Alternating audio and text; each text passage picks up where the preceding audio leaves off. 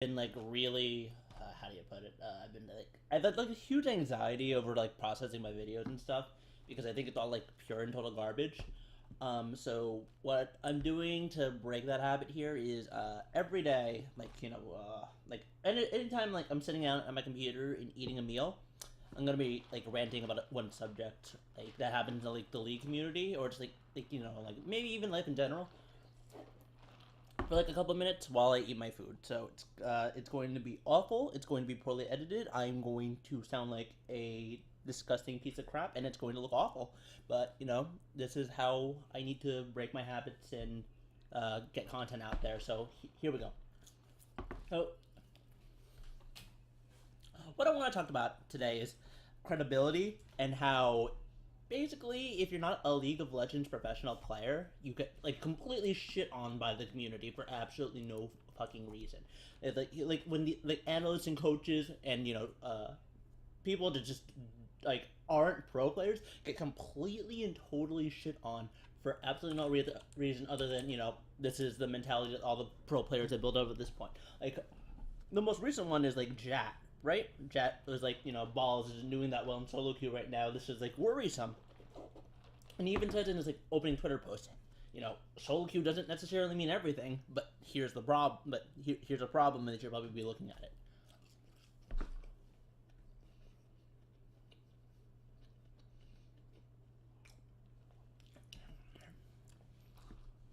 And then all of a sudden, all the pro players are like, "Why are you jumping on him? Why are you criticizing him? What is the deal here?" And I took a couple days to really think about the implications of what happened within those like 2 days. It was like Sunday, Monday, or something like that, if I remember correctly. Now it's Thursday. But my point is, like, what are the implications? Like saying like went on an entire tirade about this, like how solo queue is completely irrelevant, stuff like that, and there's like, you know, these pro players have a lot of like just like nasty opinions. It's so ridiculous. I'm like, where on earth does this stem from? Well, I guess they just don't like being insulted because they're so close to the game emotionally. It's like it's not like they have anything else to do with their lives at this point. It's just like you think about it, like these guys play this game for like a good like 12 to 18 hours a day. Whether it be scrims, whether it be solo queue, and that's literally it right now. Because they're practicing for Worlds, they're trying to get ready for it, they're trying to put on their best performance. So like obviously like it's close and near and dear to their heart and stuff like that. But the other side of it is they don't respect anyone. Like maybe they respect their like organization owners, but like, even past that, it's like you see this lack of respect for anyone that isn't a pro player, and it's the most ridiculous thing. Like another example of this is like Leduc coach Origin to that 3-2 finish at the European World Finals, European LCS Finals, and then proceeded to step down from the team afterwards, citing the fact that he was becoming stagnant and he didn't really have a voice in the team.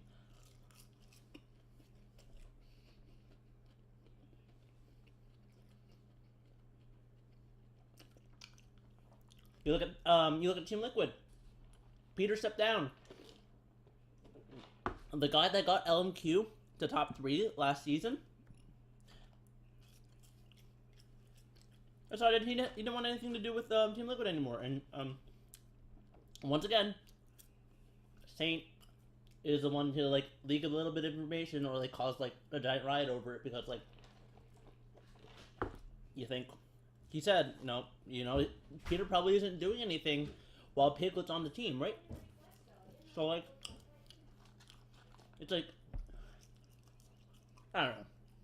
It seems so ridiculous to me that players have this much control over the game when literally their entire job is to play the game. Like I don't see this like okay, like maybe it happens for like LeBron in real sports, right? LeBron James, basketball, everything's all about him, blah blah blah. I don't actually keep up basketball. This might not be true anymore. I don't know. I'm just spitballing and throwing examples out here. Like, but my point is, like, if you are not a pro player, you get zero respect from anyone relevant. like whatever, like random people on the internet can like praise you for like what you're doing, you know, your job and stuff like that.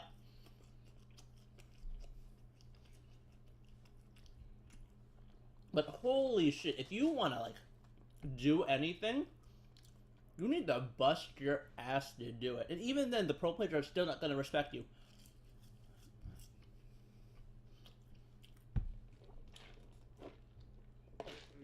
And I find it so like ridiculous that no one's caught on to this yet. And I work for a couple of organizations in my time of League of Legends, and how do I put this? Basically there were a few players that just like refused to talk to me whenever I tried to interact with them. You know, I really cared. I cared a lot about my teams, and I was just trying to help them and trying to get opinions from them so I understand what's going on. And then, you know, the players that wouldn't talk to me are just like, well, how do I interact with you? How do I fix these problems when I can't even like approach you?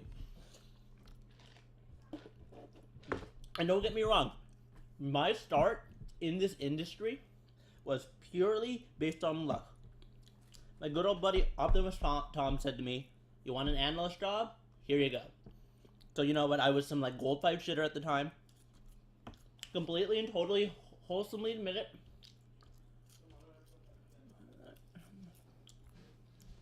And I was literally paid. I wasn't even paid. I didn't make much money off this stuff.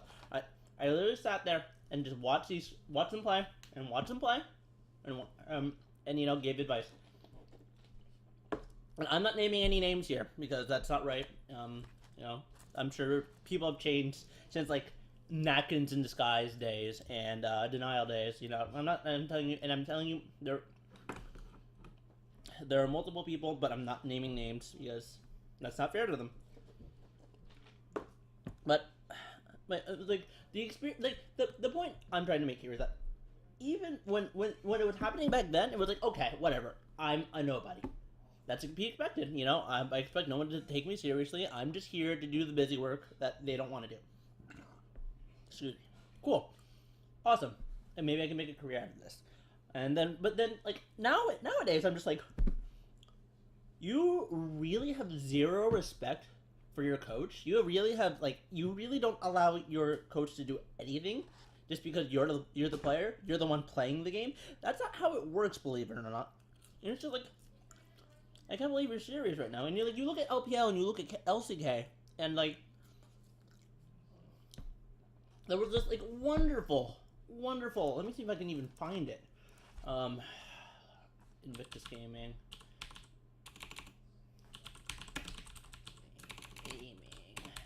Kid coach interview.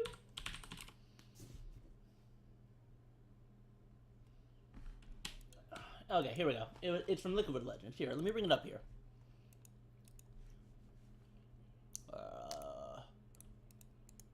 No.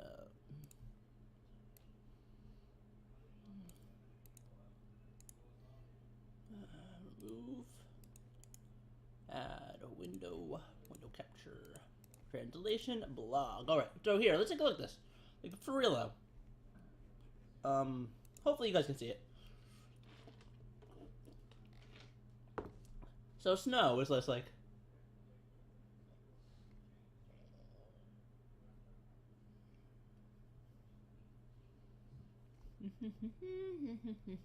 Here we go. So, you know, this is like... It's like a major difference between coaching in the West and coaching in the East, right? When we were behind 2-6 at the first minute of the game, LBL host asked me if I wanted to make a substitution.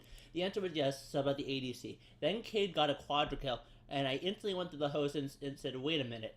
At that time, I was really hesitant since Kid already said yesterday he would play one game regardless of what happened, but I wanted to try keeping him in the game.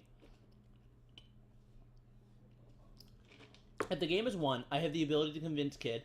When the match ended, the house asked me again, sub or not. Once again, I said, wait a minute, ran upstage, used my method to encourage Kid to play the second game. Everyone saw the results. Today's kid is Kid playing with absolutely no burden. To me, I am satisfied with that bot lane. So let's think about this, right?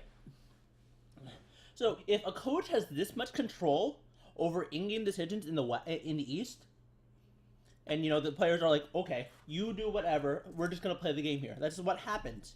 And then you look over to the West, where like someone like Peter and players like Skara are leaving teams because they have zero control over what's going on.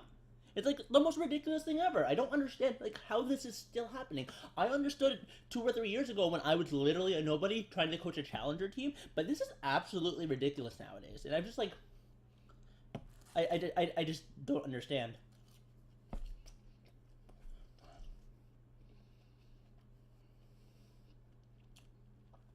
And you know what? I'm gonna get so much shit for this when I post it,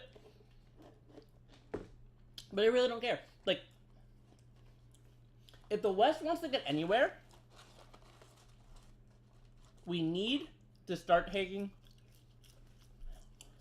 support staff a lot more seriously.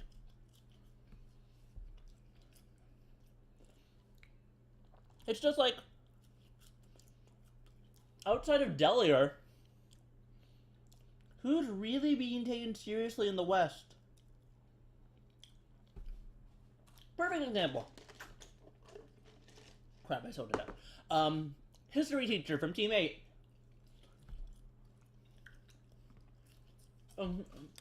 Said it in some, I think it was Face Check. Yeah, it was Face Check with Saint and Doa. Oh, this was the same time where Saint mentioned that Piglet was like probably controlling the team. Probably controlling Team Liquid. But my point is, he proceeded to say, I got no respect when I started. I went from a streamer to a coach. And that, being a streamer means you get zero respect from anyone. And like, okay, so like his past experience like coaching a girls volleyball team. But the point is, you gotta like have at least a little bit faith in your coach and like hope that he does like the right things for you. And you know what? If he doesn't do the right thing for you and you're losing because of it, fine, throw him under the damn bus. But if you're not like at least giving him like an opening shot of like trying to make something happen for your team, you're just gonna fail. I don't know the ins and outs of a teammate. Not pretending I do. But it's just another example of what's going on in the West in regards to coaching. And it's just like, why would anyone want to coach a Western team? Like, anyone, period. Like, you even look at, like, what LS did for Gravity. And it was absolutely incredible what he did for Gravity, right? He took them from, he basically put them in, like, top 3 position up until, like, it was just like a point where like everyone caught onto their game, and Gravity was just making some really sloppy plays. Move kind of fell off, but Ellis really put Gravity in a very nice spot to at a chance to make it the Worlds. Whatever, some 16 weeks of macro coaching. That I believe that's the quote from LS. I was watching the stream at the time. Forgive me if it's not 16 weeks. However, my point still stands. So, like, when you see someone like LS that really did something to like a mid-tier, mid-high tier NALCS team, and like I'm sure if you gave him like a good month and a half more, he would be the Gravity would have been easily at Worlds this year. But my point is that like, if you see someone like LS that just like doesn't want to come over and coach the West anymore, he's the very. I'm not hiding this. I respect LS very much. He's a very good coach. I've learned so much from him. But so what I'm saying is like I understand like there are like external issues and stuff like that. But when LS doesn't want to come to this region, because like. Because like that's actually like a really bad point now that I think about it, because he's actually like not coming back because of like personal reasons. So like my point is, Who do we take seriously as a coach in this region? Delier. Fnatic.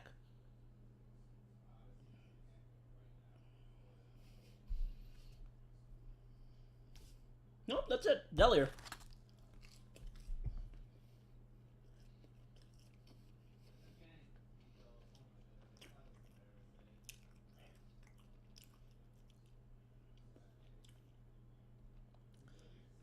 And like,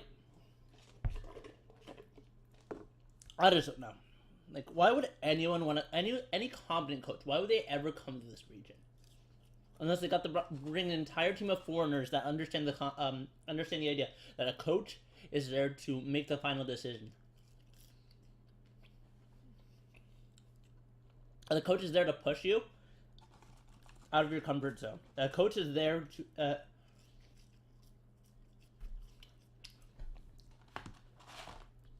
to make sure you do your job better. And if you have zero faith in him, what is he there for? Be right back.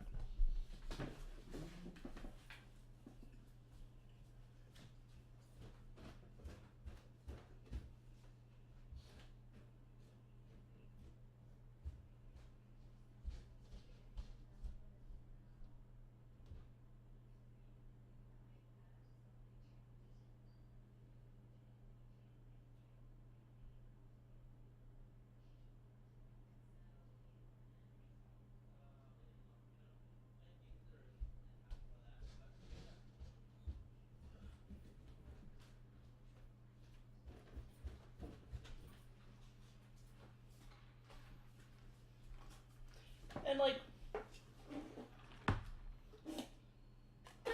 I do understand that players have put a lot into this game emotionally and like physically.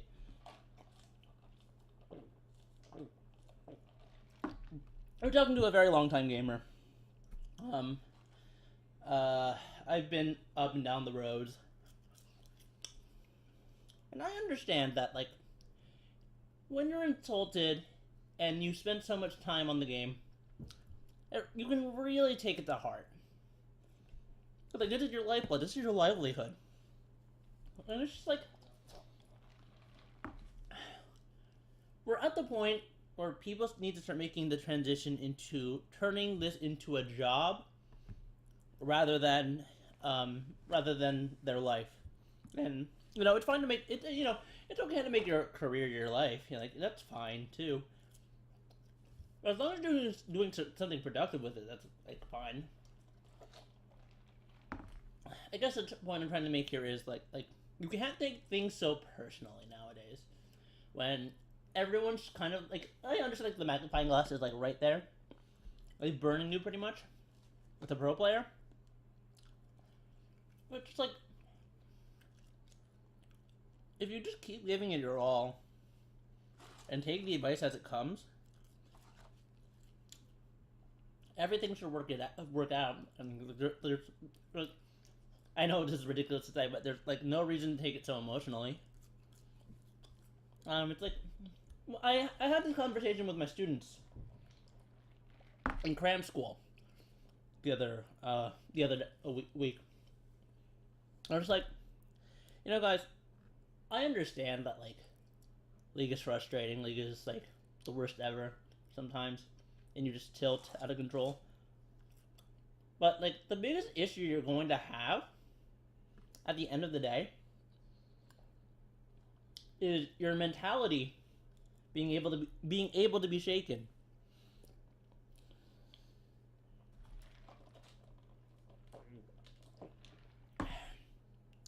And like that's really bad. So like how do you like prevent your mental fortitude? How do you strengthen it? Like how do you strengthen it? You make sure that like you have something else to go to at the end of the day. Whether it be a significant other, whether it be like going to the bar and drinking your ass off, whether it be like just sitting outside and reading a book. And I was like, that's what I told them. I was like, here you need to have something else outside of your life, unless you're willing to accept the consequences of making League your life. And there are 2 students in my class that are that completely understand making making the sacrifice of making league their life, and they don't get angry at the game. They don't rage at anything. They always just look at the game objectively, and it's a very admirable trait. I can't do that for shit. I'm toxic as fuck. Everyone sucks at the game except me, you know, like all those like wonderful things. So if like you can't make this game your life and then take everything personally, because it's going to dig you a hole so far down that you can't do anything about it without someone like helping you and dragging you through that hole and picking you back up every single time. And that's why like people are like, well, why aren't they on social media? Like, why are they being treated like children? Because all the fucking things this community says to these players is completely and totally fucking insane. You know, go get cancer, kill yourself. You're so fucking garbage. Wow, guys. Thanks. I appreciate all of the votes of confidence. I really do. Like ex-pro players. Let me show you something I saw on Twitter today that was absolutely fucking ridiculous. I don't understand. I legitimately don't understand. It was crepo.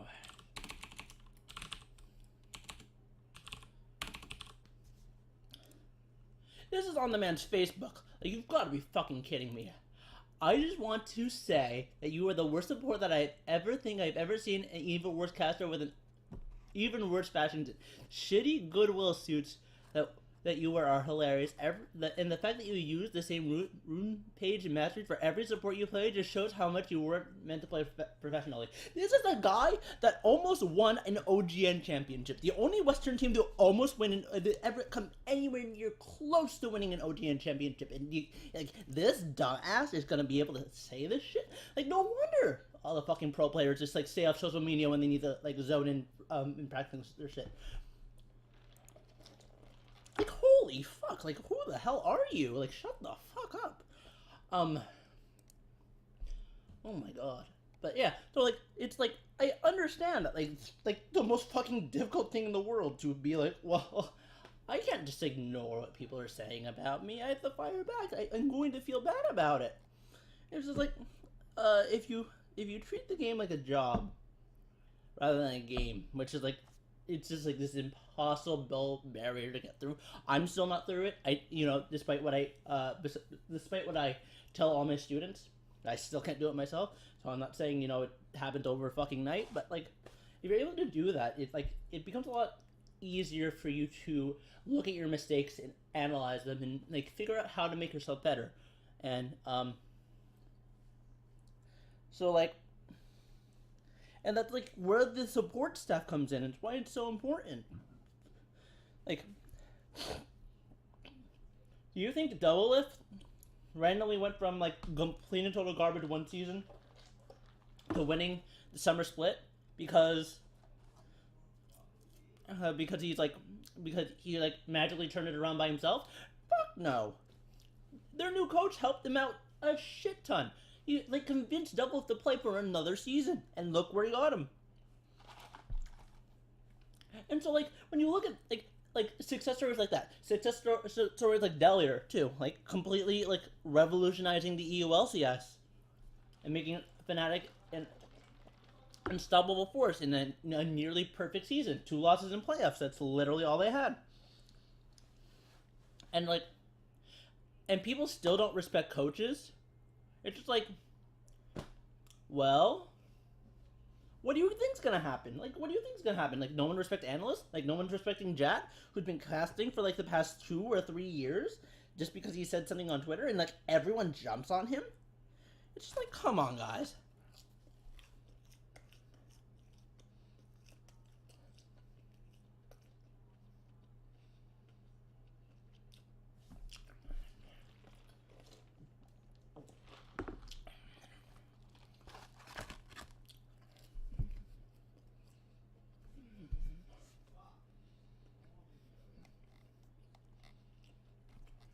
I don't know. If I had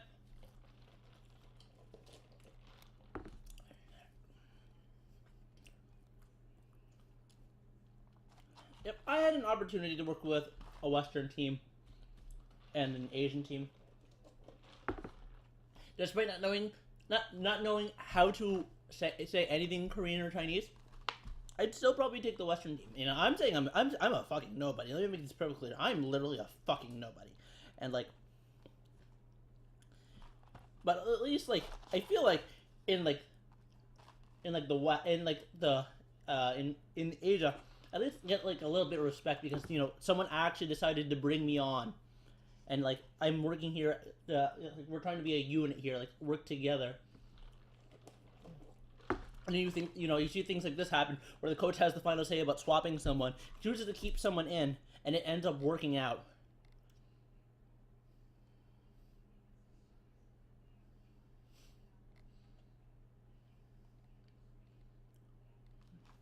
It's like interesting here because like they treat each other like equals. Like Snow has been around. Snow has been around for like since 2013, and he just started working with Mafa this season. You know, like a legendary Korean support, and they respect each other at this level.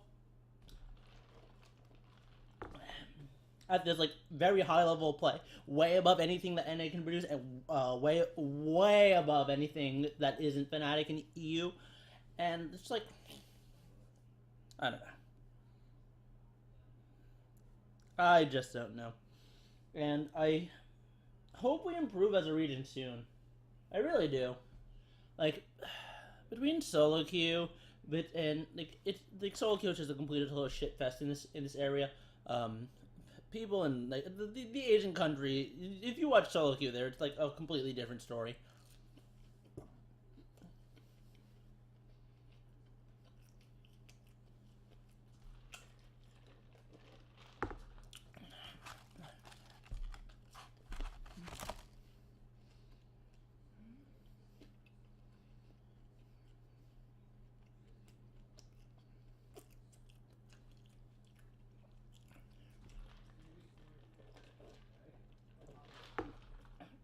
And by the way, I'm not saying I'm right about anything here.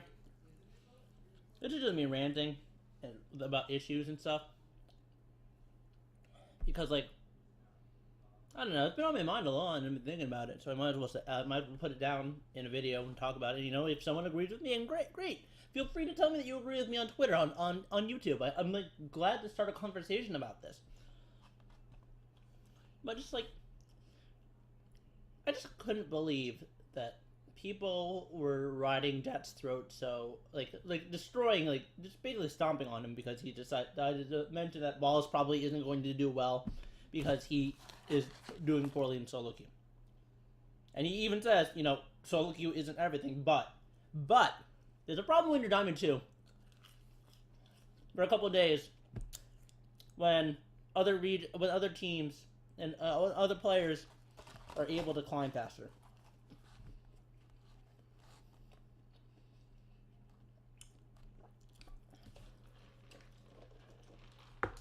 It's a noteworthy statistic to point out. And if that ruins you mentally, you're a damn problem.